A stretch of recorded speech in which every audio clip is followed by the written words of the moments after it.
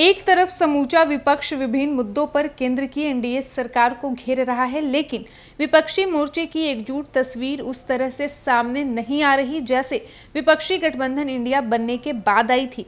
गठबंधन शुरू होने में जोर शोर से मीटिंग करते हुए एकजुटता का प्रदर्शन कर रहे थे। बाद में विपक्षी खेमे में एक कोऑर्डिनेशन कमेटी भी बनी, लेकिन इसकी पहली बैठक होने के बाद पिछले 2 महीने से कोई गतिविधि नहीं हुई।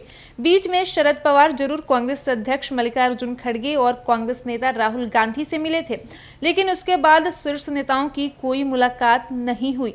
हालांकि पिछले दिनों में मध्य प्रदेश चुनाव में सीट शेयरिंग को लेकर कांग्रेस और एसपी में खींचतान, कांग्रेस के क्षेत्रीय नेताओं और एसपी सुप्रीमो अखिलेश यादव के बीच आरोप प्रत्यारोप का दौर चला।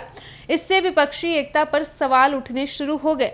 बहरहाल राहुल गांधी ने मामले को शांत किया है। बीजेपी ने इस खूब खींचतान कर भरपूर मजा लिया, बल्कि खूब कटाक्ष भी किए। विपक्ष इसके लिए असेंबली चुनाव की व्यस्तता को जिम्मेदार मान रहा है। मौजूदा 5 राज्यों के चुनाव में विपक्षी मोर्चे का प्रमुख घटक कांग्रेस खासा व्यस्त है। राजस्थान, मध्य प्रदेश, छत्तीसगढ़, तेलंगाना और मिजोरम के चुनाव में पूरी तरह से व्यस्त होने के कारण विपक्षी दल एक साथ मिलकर आगे की रणनीति पर मंथन नहीं कर पा रहे।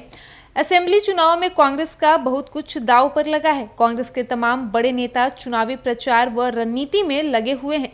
कांग्रेस के अलावा गठबंधन के कुछ अन्य दलों जैसे आप और एसपी भी कुछ जगह मैदान में है। ऐसे में सभी दलों का मानना है कि असेंबली चुनाव के बाद ही लोकसभा चुनाव को लेकर आगे की रणनीति पर चर्चा हो तो बेहतर रहेगा। वहीं दूसरी ओर विपक्षी खेमे की नजरें कहीं न कहीं इन 5 राज्यों के चुनावी नतीजों पर भी रहेगी। इस चुनाव में कांग्रेस को बड़ी जीत मिलती है तो विपक्षी खेमे में उसकी स्थिति न सिर्फ मजबूत होगी, बल्कि वो केंद्रीय भूमिका में ज्यादा सशक्त तरीके से अपनी बात रख पाएगी। इसके अलावा नतीजों पर ही इस मोर्चे की आगामी रणनीति तय होगी। कांग्रेस की बड़ी जीत होती है तो विपक्ष अलग तरह की रणनीति पर आगे बढ़ेगा, लेकिन अगर बीजेपी को जीत मिलती है तो विपक्ष को अपनी रणनीति पर नए सिरे से विचार करना होगा।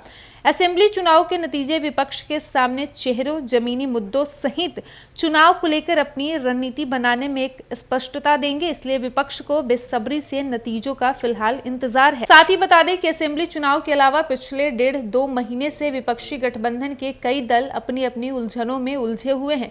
इनमें कई दल व उनकी सरकारें अपने खिलाफ विभिन्न एजेंसियों की कार्रवाई से जूझ रही है, तो वहीं दूसरी ओर कुछ दलों के अपने दूसरे सियासी मसले हैं। इनमें आप और टीएमसी जैसे दलों पर एजेंसियों की कार्रवाई चल रही है।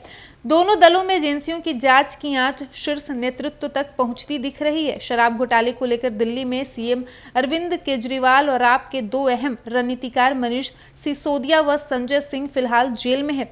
वहीं टीएमसी में एजेंसियों की पकड़ वेस्ट बंगाल की सीएम ममता बनर्जी के भतीजे अभिषेक बनर्जी तक पहुंच चुकी है।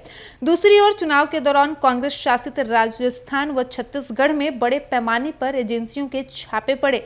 गठबंधन की शुरुआत से ही शरद पवार की पार्टी एनसीपी में न सिर्फ 2 फाड़ हुआ, बल्कि पवार खेमा अभी भी पार्टी पर अपनी पकड़ बनाने की लड़ाई चुनाव आयोग से लेकर कोर्ट तक में लड़ रहा है। विपक्षी एकता की दिशा में अभी सीट शेयरिंग को लेकर तस्वीर साफ नहीं है। भले ही शुरुआती बैठकों में लोकसभा चुनाव को लेकर सीट शेयरिंग पर आपसी सहमति बन गई हो, लेकिन आम चुनाव से पहले सेमीफाइनल कहे जाने वाले इन असेंबली चुनाव में इंडिया के विभिन्न घटक दलों के बीच सीट शेयरिंग को लेकर कोई सहमति नहीं बनी।